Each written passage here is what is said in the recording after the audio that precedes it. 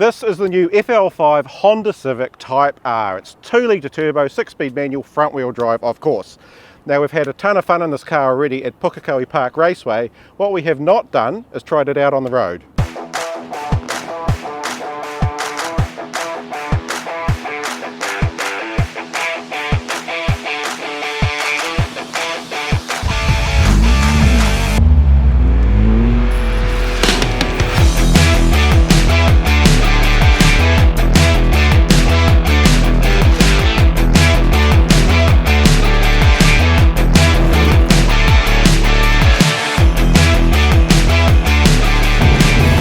At the risk of sounding like I'm disappearing up all three of my own exhaust pipes, there are things that make the Civic Type R a great track car that also make it a great road car. One of those is the steering. It's got a really nice feel. It's quite substantial, but it's quite precise as well.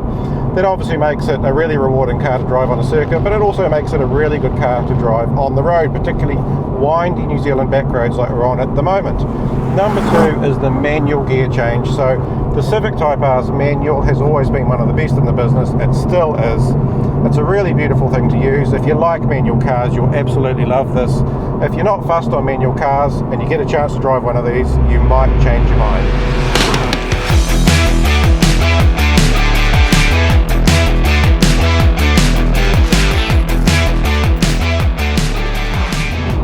Now, of the things that make the Civic Type R a really good track car that could potentially ruin it as a road car, they're not really an issue. The first is really quick steering, and it does have really quick steering. It's just over 2 turns lock to lock. Makes it really good on the circuit, obviously. Not really an issue on the road. It doesn't feel nervous at all. It's just got such nice feel and such good weighting that it really makes it a pleasure to drive on windy roads. Number two is a really stiff chassis and a really hard ride. Obviously two things that are really good on the track, not so good for a road car. In comfort mode, this is definitely firmer than the likes of a mainstream Civic. It's certainly no jazz to drive around town. You really feel those secondary bumps in urban situations. But on the open road, actually, it's quite supple. It's not a deal breaker in either respect. It's perfectly okay as a day-to-day driver. And it's a really good enthusiast / everyday car because it's got a bunch of drive modes. There's comfort, there's sport, and there's the big red R button for racing. And you can choose which combination of characteristics you want, and this car's actually got an individual mode, which is the first for the Civic Type R, which means that you can choose different weightings for the steering, different response for the engine, different response for the suspension. You can get it just so the way you like it. The one thing you probably wouldn't use on the road is that R mode. And there's a reason why it's a separate button rather than just one of the regular modes, and that's because it's very extreme. It really steps up the engine noise and it really stiffens up the suspension. It's fun for a few seconds, but you really want to keep that for your track day.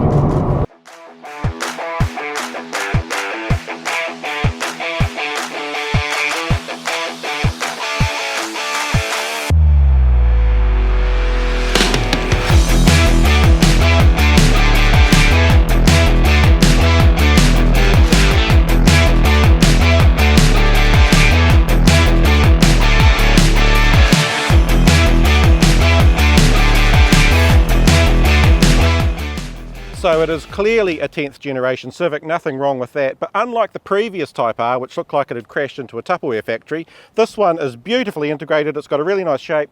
In fact, everything forward of the A-pillars is unique to the Type R. It's got wider guards. It's actually a lot lower than the old FK8. It's 30 mils lower. The wheels have gone down from 20 inch to 19 inch in this new model, but the tyres are actually fatter. Full body kit, of course, bit of aero there. And especially around the back, monster rear wings are a Type R thing. You've got to have them. This one looks especially ridiculous, but it's functional. Honda says it's been tested up to 270 kilometers per hour. That'd be handy on the school run. More importantly, it's so tall it doesn't actually impede your view out the back. So it's quite sensible.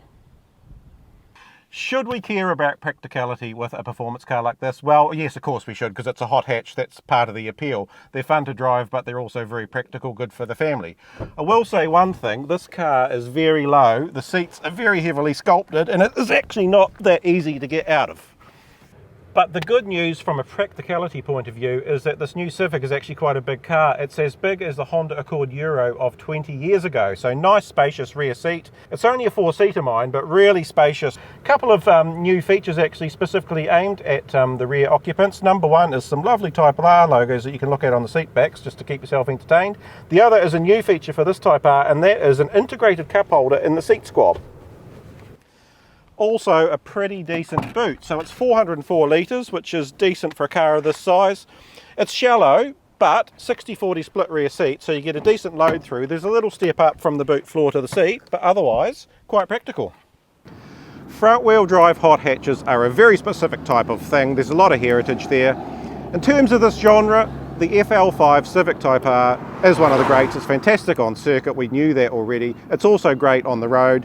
Smooth engine, really linear down low, but tons of power up top. Fantastic manual gearbox with rev matching, really good chassis on the road. Not too much compromise in terms of ride comfort. It's a little bit bigger than you might expect a hot hatch to be. The upside of that is it's a genuinely practical 4-seat family car.